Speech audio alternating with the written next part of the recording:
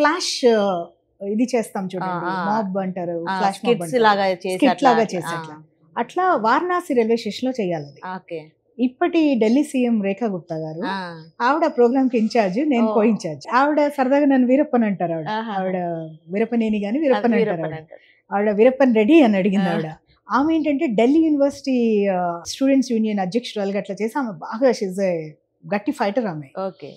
So ఆమెకు అలవాటు sloganeering అదంతా, she's very well versed with all that stuff అనమాట. సో నేనేమనుకున్నానంటే ఈమె ఉన్నారు కదా, ఈమె చేసింది నేను చెప్దాం అనుకున్నాను. ఆమె ఏం చేస్తారంటే అసలు అంటే ఏమి లేని వాళ్ళు వాటర్లో తీసుకెళ్ళి ముంచేస్తారు.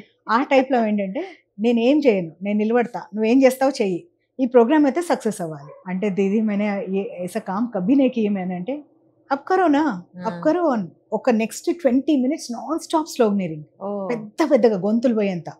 So I did it somehow. But ఆ తర్వాత ఏంటంటే ఆ ఇన్హిబిషన్ అనేది 0%కి వెళ్ళిపోయింది.